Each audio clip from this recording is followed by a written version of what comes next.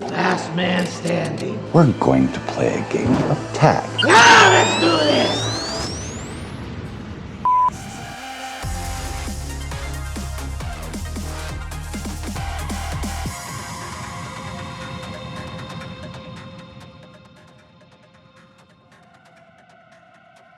Let's turn the table, and well, we always do this. What was wrong with it? What could have been done better? What could have been?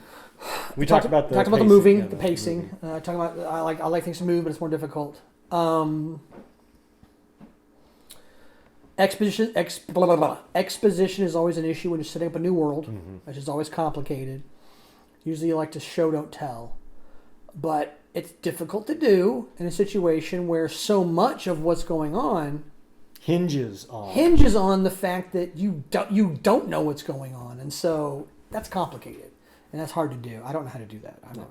Well, you have to explain how the stocks work. What's where the country is at that point. Right. The green gun, which I got to hand it to Joey because I had him go out and shoot some of that green gun stuff. The green gun demonstration video. The green gun technology is a more humane and environmentally friendly firearm. No longer are brass cartridges used and discarded, but recycled and reloaded within the firearm itself. And now, with only a 15 to 20% discharge error rate. I thought that was a good way of describing how the guns work. Right. It was fun. It was early on, so we could get out of the way. And well, like I said, there's so much because we have to talk about the green lottery. Okay. Then we have to talk about the country. Well, first we have to talk about the country. Okay. And if you don't know about the Day of Seven Sisters, or what the hell that's about, well, that's a complicated little bit of trivia. So that's why sometimes you have to just drop the nugget in and go. Yeah. And people can assess, because they talk about the Day of Seven Sisters, and it's always under the first time it's mentioned is after the Day of Seven Sisters, the country broke up. You don't know what the Day of Seven Sisters is, but just by the context, you can go, okay, something bad. And and Leslie mentions it too. It was after It was after the Seven Sisters that this happened, and I just, and I didn't know, blah blah blah. But after the Seven Sisters, I don't know. Stuff like that just didn't seem to matter anymore. And so you're like, holy crap! And some people don't know what the Seven Sisters may be, but whatever the hell it was awful. Yeah. Okay. It broke the country apart. It tore the world apart, really. Yeah. But especially the United States.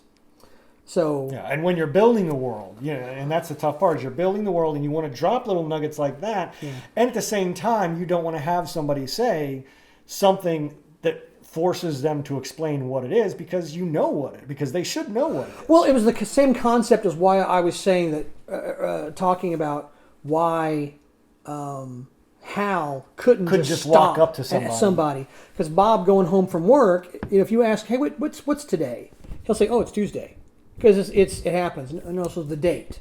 Oh, it's the 17th. What's that? That also happens. What year is it? Okay, now we're getting a little bit weird. It's okay to not know the day.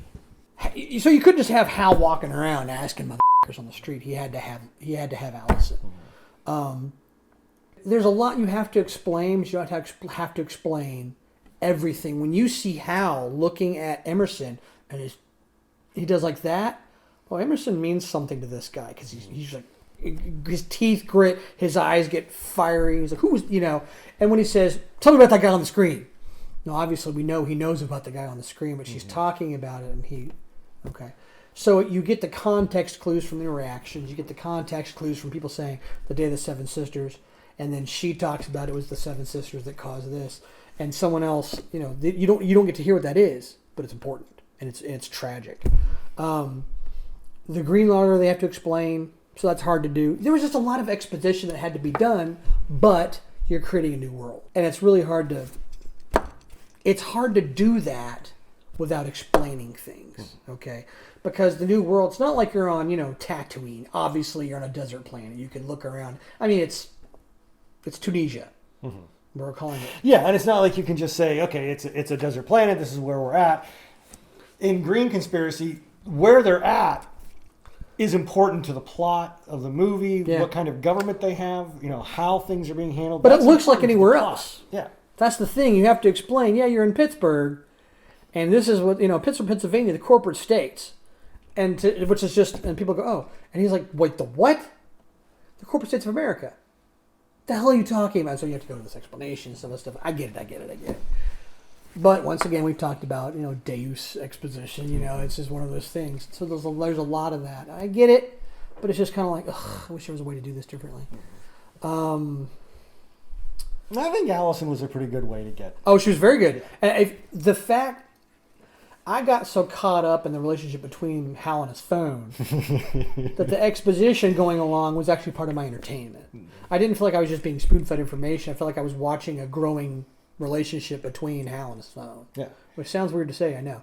But yeah. Yeah, and being able to have that a Deus Ex position be the phone with the personality, you can make it an Abbott and Costello routine. If it's got to be a bunch of dialogue, make the dialogue entertaining, and it's more of a stand-up routine, comedy routine. And then you have Leslie and Carl talking because she's his new partner, and she's like, "Come on," trying to get him to lighten up and loosen up. I kind of, at one point, was wondering if maybe she was more than she was letting on. I mean, not just the whole, but because I'm a brand new detective, but I'm kind of like loosey-goosey about certain things. I'm like, so when she was kind of like, so I was kind of like, maybe she's not just a detective. Maybe she's something else. I kind of like that too, when I'm not necessarily saying that I want the cook on the battleship to be, Steven Seagal, I'm saying I want that, but I mean, there are those times when the person you're dealing with isn't who you think they are, and I always think that's kind of cool. Yeah. I was like, I'm your new partner. Well, there was a little bit of that, I mean, it's I think she grew into that. But she's also a senator's daughter, so you kind of feel like she's kind of able to do kind of whatever she wanted. Yeah. And there was some dialogue that I cut, that referenced that, but it just didn't flow. Yeah. But that opening scene sets up so much as well. I mean, it tells you a lot about the world in general. And then when they throw the Constitution on the fire, that's one of my favorite shots. Not because it's the Constitution burning, but just to set that up. Because there is that, what is it? What is it? It's set up early. He had this on him. Yeah. And you're going through all this, and it's like, well, what is it? What is it? Throws that in, you're like, oh, dystopian, crazy world. Yeah. That was actually, talking about things I don't like, that thing I did like. How we went into the action about how we're explaining with the world. So I did like that. There were certain other things there's logistical things for me. I was like, why are they letting Drew just stand there? He's handcuffed. Actually, that was a lack of actors. Oh yeah. In the script, he's got two. He's got two guys with him there. Yeah. And then there's a moment where the two cops are supposed to leave, and there's a shot where Dub does this. You don't really see it well, but he turns and does this because he was calling the cops back over. Yeah. Casting, we just couldn't get any. Because they just walk off and leave him standing there, and I'm like, yeah. Or that's one of those times where if I'm. That's one of those things I would think about. Is like, why they just got him handcuffed? I fully appreciate that guy could seriously just kind of walk off and no one's going to stop him. That unfortunately, we even had the outfits for the other cops. But it's one of those things to where, once again, I didn't think about it at the time because I didn't really know. I wasn't paying attention. But it could be one of those things to where we do the whole future tech, where we just have a chain, and just have a little thing that you drop it, it goes and sticks itself to the ground, and so he and so he can't move. Just for future reference, that could be something you come up with, a future tech thing where you just have a little thing and you drop it, and so he's now chained to the ground. Yeah. So he can't go anywhere. But that was just one of those things. I was like, why is no one there with Drew, just letting him, sit there and be crazy?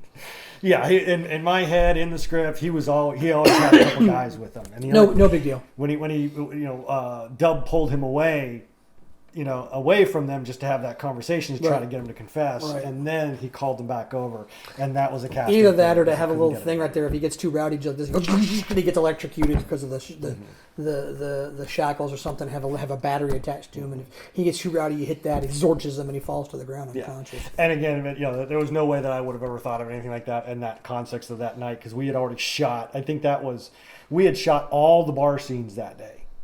Yeah. And then we rushed over to Marion to get that scene. So I was already toast. I guess to kind of wrap it up, let's talk about the aspect of somebody that we lost.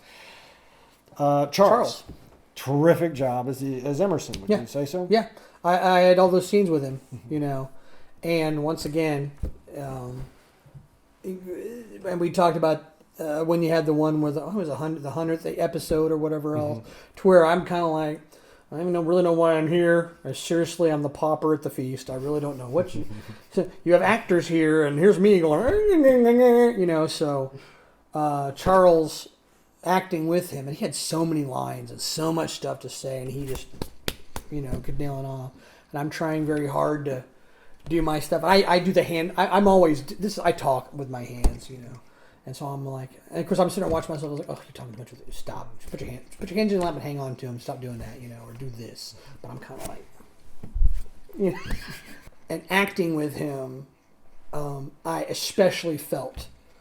I'm not saying quite not worthy to be there, but definitely I was out of my league.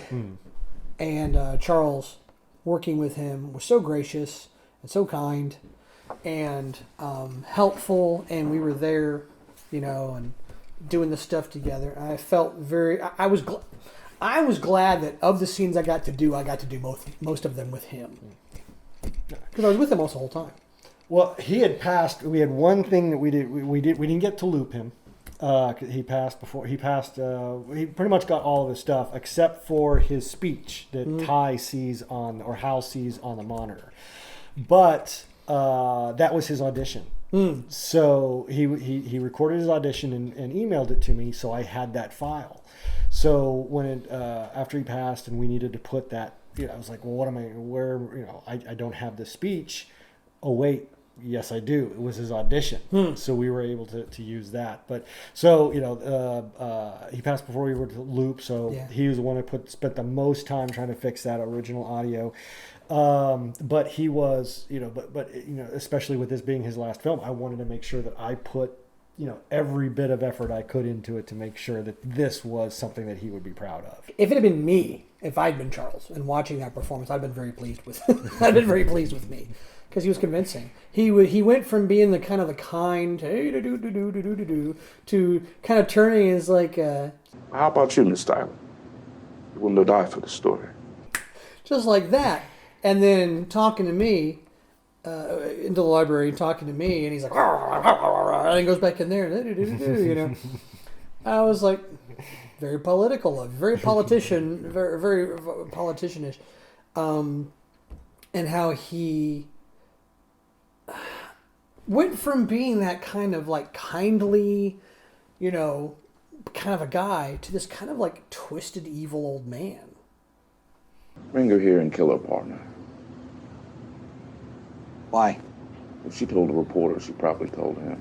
I like how we had the gas canister reveal. That was cool. I was like, oh, I get it. That handles a bunch of the problems or questions I had about. Wait a minute, why would Hal? For me, it was like, well, why didn't they die?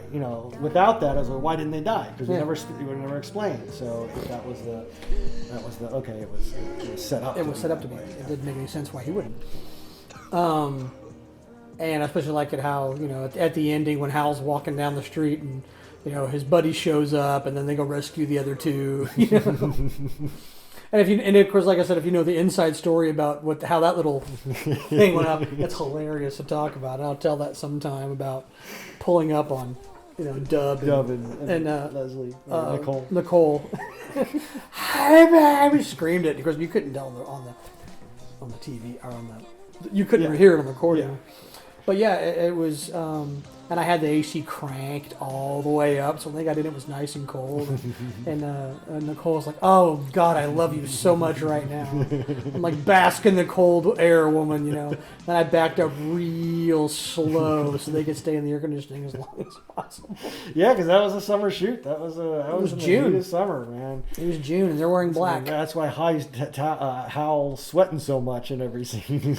Well, I remember it was one when Glover and I are having one of those conversations. That I can see the glistening on my face because we did it in your garage. I was like, oh my God, why are we doing this out here? Why, Brett? Why do you hate us? But I liked it. It did have a happy ending. I've never had an ending like that. Never had an ending. Finally, we had everyone drives off into the sunset happy ending. Finally,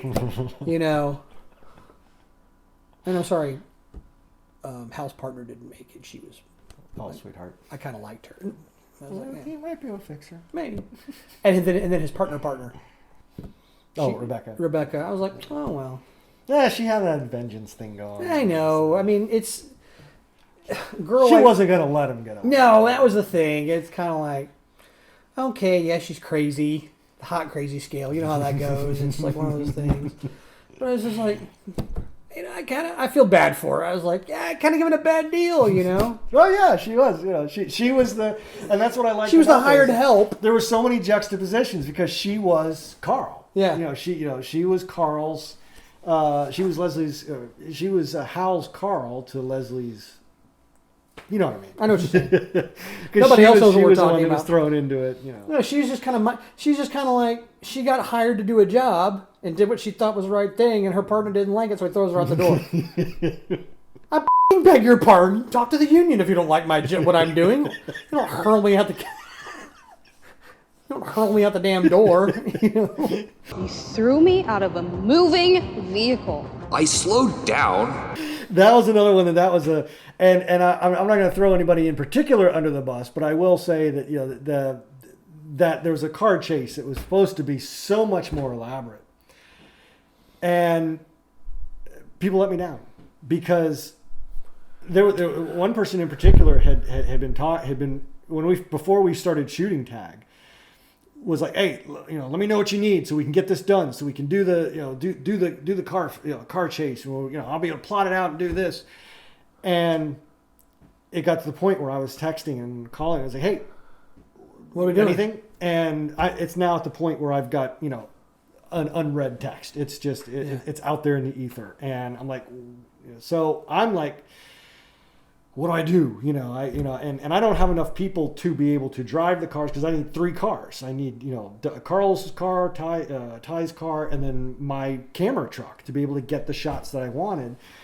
And it was just not going to happen. And I would need 4 people. I need one driver in each of the car. I need a driver for the camera car, and me as the camera operator in the back of the truck. Yeah. And it was just a case of I can't get this done. So every aspect of that I had to do by myself. So, I was able to kind of piece it together. And at the very end, I had to have Paige meet me up in New Braunfels real quick for just that pickup shot of her rolling in the ground and standing up in front of the hood. And those were the last shots I needed to get, kind of a thing. Damn. And I was able to just stitch it together because we had stuff where they're firing out the cars. That was the whole thing. It was like this whole thing where she reloads or she reloads him, and he's shooting like this, and he's like, man, and she. Yeah. It was an intricate little scene. And I was, I was putting out the calls. I was like, can anybody help me? I need this vehicle. Anybody know the private road? Anybody knows this? And then, tumbleweeds. I'm not getting anything. And I'm like, you guys are so excited about this film. You're so excited about this scene. Where are you? Yeah. That's and I was at a loss. I was like, I don't know where to go with what I have, what I have access to at this point. What you put on the screen was fine. I mean, there was more to it, but it was very truncated. Mm-hmm. But it went along with the way the rest of the movie was.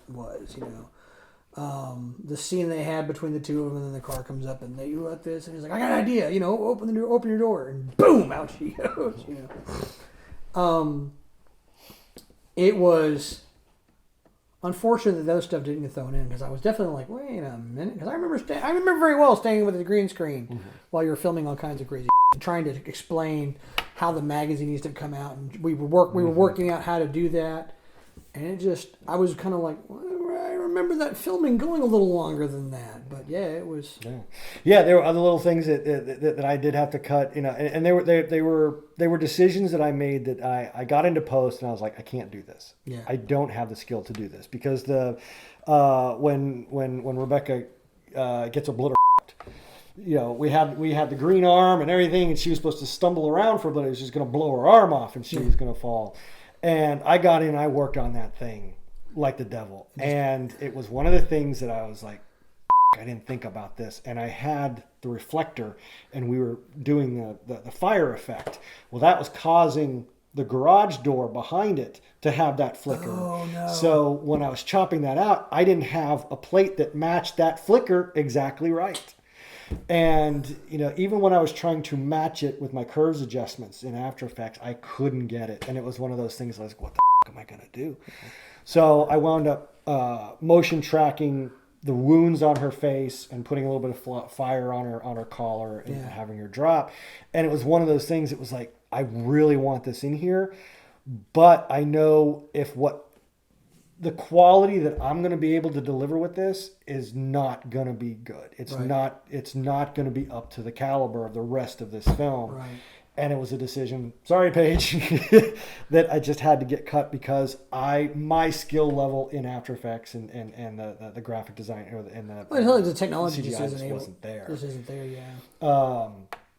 And I could source it out, but I don't have that kind of money. Yeah. So in order, but it made it quick. It was done. It was kind of, over and done with, and it got the point across, and we were able to move. I was aware of what happened. A little boom and badoosh and her fire, and she's obviously on fire, and her face is all up, and down she goes. And you're like, okay, gun blew up. Got it. Got the idea. Yeah. Yeah. Too bad we couldn't get the rest of it, but I thought she did a great job, by the way. Paige in particular. Oh yeah, yeah. I know her boots were really bothering her. God love her. I can dig it because me and heels don't go well, and my heels aren't even nearly as as fierce as hers. Well, she's such a consummate professional that I thought she hated me for the first 2 or 3 times that we were on set together. Oh, really? She was just so professional, so never. I was like, I guess she didn't. She just wants to stay over there and doesn't talk to us. Yeah. And then when you talk to her afterwards, she's a great girl, just really nice, friendly, talkative. Yeah. So anything before we wrap it up? We've kind of run a little bit longer than I expected, but well, it's a lot to talk about. Yeah. You can always cut it in cuts. Yeah. Anything else that jumps out in your mind? No, man. I was pleased. I wasn't sure what to expect, but the performances that I saw, especially like the weird ones, like Hal on his phone. Mm-hmm. Maggie and Lenny. Stellar, and then of course Lenny at the end when he turns into psycho creepy kid, like all those kind of crazy things, and of course your cops were great, and the mercs were good. It's weird to say that the mercenaries, the faithless guys who are completely necessary to make your film. The film wouldn't work without them. But they're supposed to be in and out, and they don't exist. They're just the nameless, faceless bad guys you're killing. But without them, the movie just doesn't. And every one of them did a great job. Yeah. The look of the characters, the look of your world. I liked it. I liked it a lot. I wasn't sure if I would, because it was a weird story, but I really liked it. Well, good. Yes, sir. Hopefully you will enjoy the Tag Conspiracy, and it's definitely one of the ones. It was the toughest one I think I've ever worked on. This one was tough.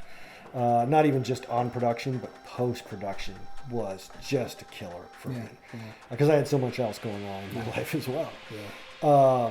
But it was a tough one to do, and I'm very pleased with it. Good.